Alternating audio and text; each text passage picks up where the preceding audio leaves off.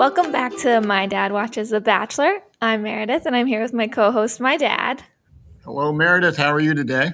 I'm doing well. How are you?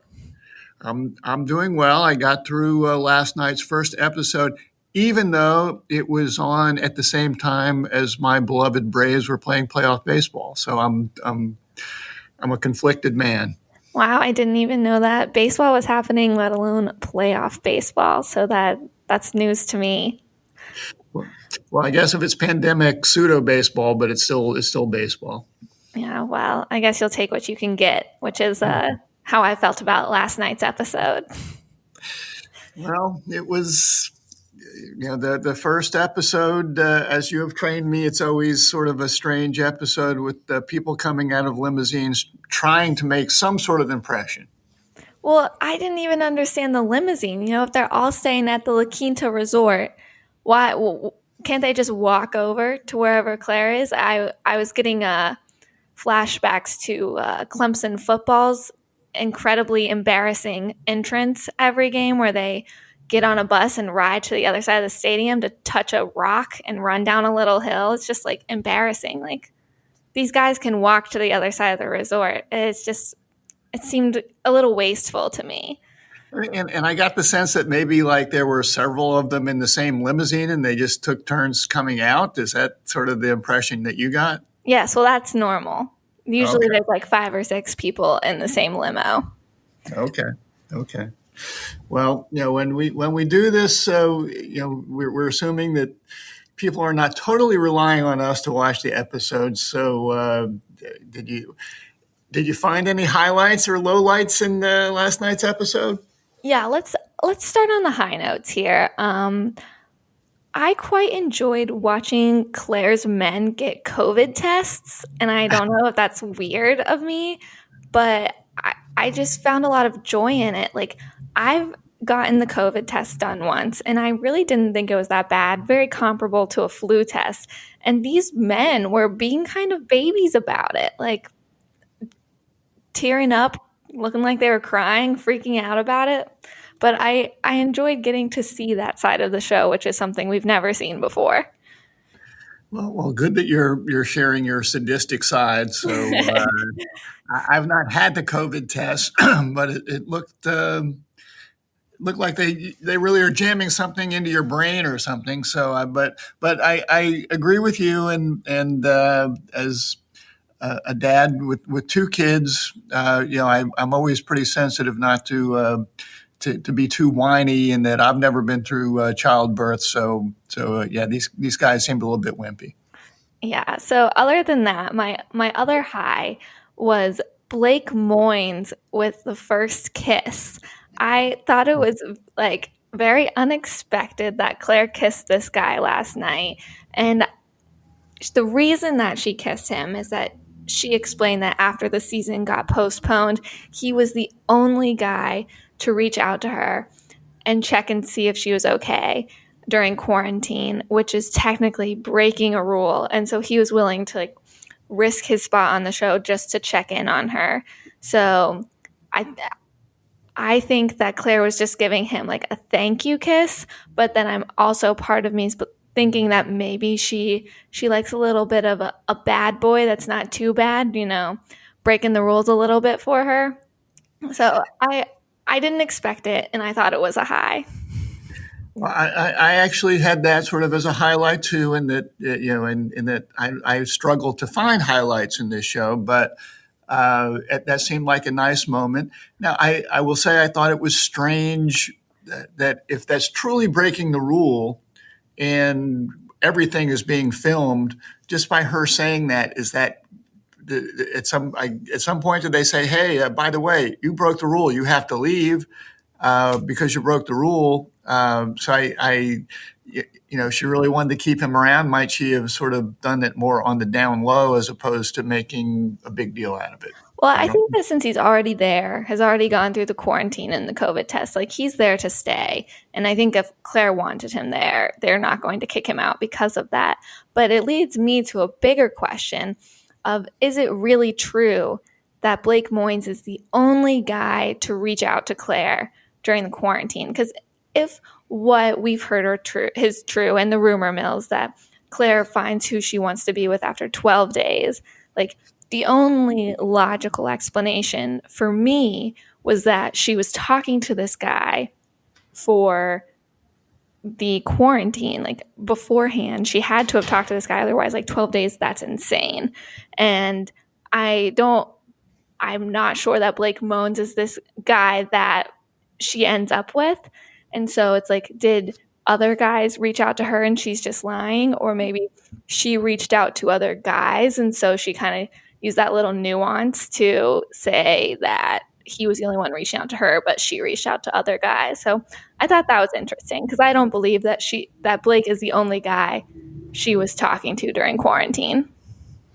Well, and I know you have your theories, and I'm going to just say we'll have to wait and see. But I know what you're saying. Unless Blake is the guy that she ends up with, and we know that they've had some contact. But yeah, I'm with you, and I will say, as a dad, as your dad, I'm glad that you sort of recognize that falling in love with someone in 12 days is probably not realistic. So that does make me feel good as the dad. Okay, well, do you have any other highs that you want to discuss? I don't know if it's a high, but obviously there is there is a connection between Claire and Dale in that when he shows up, it's she's saying, "I think I just met my husband," and Mm-hmm. she seems to be just swooning around him. And hey, he's a handsome fellow, and yeah, so that's fine. But yeah, there are like 30 handsome fellows out there, so not you know you know eyebrows raised. We'll see. Okay, you ready to move on to the lows? Sure, sure. I I'll have a serious low. I thought it was sad finding out that Claire's mom is in a home for Alzheimer's and dementia. I That was not something that I was aware of pre-show, and I know her dad's already passed, so I'm sure like just going through the quarantine and not being able to see your parents, like I've gone home to see you guys a few times. Like we've been able to see each other, but like if you guys were in a home and were also like struggling with Alzheimer's or dementia, I think that would have made my quarantine very hard. So I, that's my only low, a serious one. I mean, obviously there were a lot of other lows throughout the show, but it's just like we've only got so much time to talk here. well, and I put down as low as Chris Harrison. Do you have to make Claire cry like 5 minutes into the show about with reminiscing about her deceased father? So I come on, Chris Harrison. It's that didn't feel necessary. I guess Yeah, that's his job. I feel like after this season, whoever the makeup artist is for the lead really needs to get a raise because it seems like Claire's going to cry almost every single time she talks about her feelings, which is what this whole show is about. And that makeup artist is going to be having to do many more touch ups than they're used to. All right. What other low lights did you have? That was it. That was your only low light? Yeah. Well, and maybe this falls into your right reason, wrong reason, but Tyler's uh, power play or tried to be the power play thing where he confronts Joseph on the first night about that he's been reckless on Instagram. Number one, when he came just from his beginning, coming in a station wagon, and he's this shiny, sweaty lawyer from West Virginia. Uh, was not a fan to start with, and then I'm scratching my head thinking, you're confronting this guy. You're being the Instagram police here. Um, how many of your clients are in jail? You must not be a good lawyer. So I found him to be a low light. Well, I'll say about that. Last week, I totally called it that we only need one Tyler C in Bachelor Nation, and that is our Lord and Savior, Tyler Cameron. And now we have no worries because new Tyler C is gone, and we will never think about him again. I thought you would like that. And then and you probably knew this one was coming, and that Jay, the Duke loving doofus, shows up in a straitjacket, which he seems to wear the entire night. When he's there for the rose ceremony, he still has a straitjacket on. Is this guy not had any hydration? Did he have to go to the bathroom? Did he take the straitjacket off and then put it back on? The fact that he loves Duke basketball makes me dislike him from the start, and I thought he was kind of an idiot. Yeah, I don't really have much to say on that. I didn't really understand the straitjacket, but I applaud him for his commitment to the act. And I'll just throw one more at you. I was concerned about the lack of socks that these people were wearing. Yes. It can be quite the fashion statement. From a family business perspective, I have a history in socks, so it was very distressing to see the lack of socks being worn. Yeah, I think it made me realize how high up some guys' pants go without the socks. I guess, having the socks there, you don't realize how high these pants are. And they're seeing a lot of skin last night. It was weird. Anyway, wasn't digging that. So let's move along. Okay. So moving on to the right reason. This was hard for me. I kind of pulled this out of thin air at the end, as the episode was going on. And I was like, oh, I don't really know what I should be talking about here. And my first and only bullet point for a majority of the episode was just Claire's dogs ? I was really struggling here. Claire's dogs seem to, really be in it for the right reason. They're just there hanging out with Claire. I think Honey is the name of the golden retriever, got to meet all the men. So I think she was thriving last night. But I ended up deciding that my right reason for the episode is going to one of your top 4 picks, Jason. I actually really liked Jason. He came in a little weird out of the limo with the pregnant belly. He was getting that awkward music.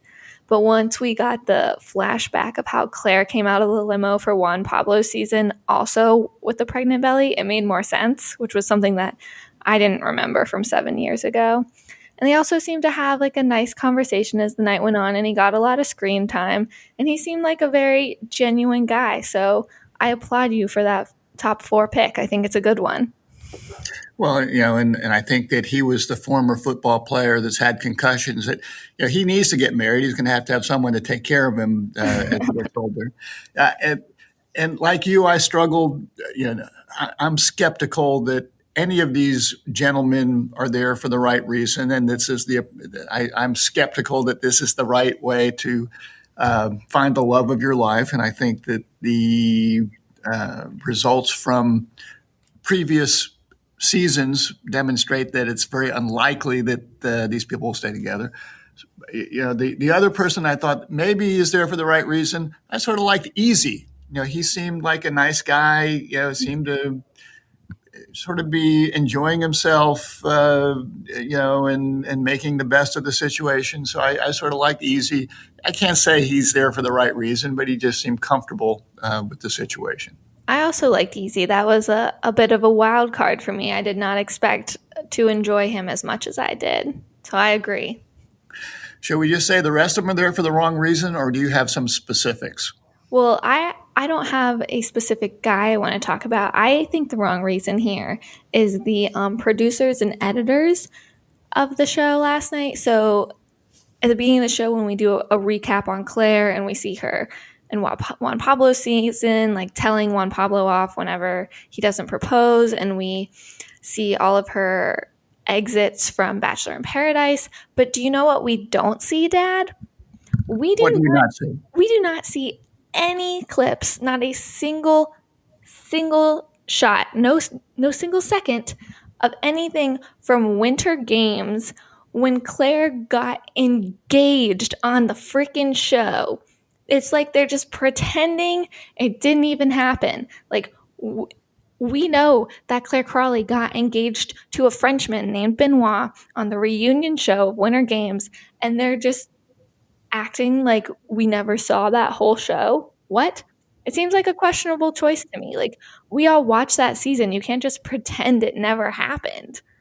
Well, not all of us watched that season, so I was blissfully unaware of this. But I hear what you're saying, in that you're saying she's got some history there that has not yet totally been explored, or they're just putting her in a certain light that might not be so accurate. It was just an odd choice to me. Like, us diehard fans, we know that Claire's been engaged on this show before. Like, why are we trying to hide it? It seems a little fishy. Well, I hear you. So can I give you a wrong reason? Of course. So I even before the issues with Tyler, the whole Yosef thing made me uncomfortable, in that he's saying, I've got a daughter, and he's a family guy, and I'm really here for you. And it's sort of like I'm scratching my head saying, so Yosef, you've left your daughter, I assume as a younger daughter, for how many months, how many weeks, how long, to chase this woman that you really don't know. He seemed to really be, to me, overplaying the daughter card, and just sort of made me uncomfortable that that he just seemed to be so, I'm here for the right reason. He was there. He was pushing the right reason too much, which made me feel like he's there for the wrong reason. I would hope he should be more concerned about his daughter than this woman who I just found out had already been engaged. She's been all over the place. So I had him down for the wrong reason. And I must say, just looking at him, he has this chiseled chin, and the way he's looking at her and dealing with Tyler, to me, he seemed like he's the villain straight out of Central Casting. To me, he just seemed, I'm going to be, Mr. Smooth with Claire, but he looks like he's got this body where if any of these other guys get in his way, he will kill them. So he sort of scared me. I thought he was like the villain guy. Yeah, I wasn't a big fan of his either. And like, he referred to him and Claire as Ken and Barbie, or was that Tyler C? I don't remember which one of them did it, but I did not enjoy that. It made me feel a little uncomfortable. I agree about the daughter thing though, and him saying like, I'm going to treat you well so that like my daughter knows how she should be treated and all of this stuff. And it just seems like he was playing the daughter card a little too hard. And also, Claire's dated a single dad before with the daughter, aka Juan Pablo. Didn't go well. So I don't know if that was bringing back like flashbacks to her being like, ugh, don't really want to go down this road again on this show. So we'll see how long he makes it. I don't think it'll be that long though. Well, I was rooting for her to off both Tyler and Yosef last night, just because it's the first night. Why do we need that sort of drama? Come on, let's move along. So, but it's a show. I guess we do need that drama anyway.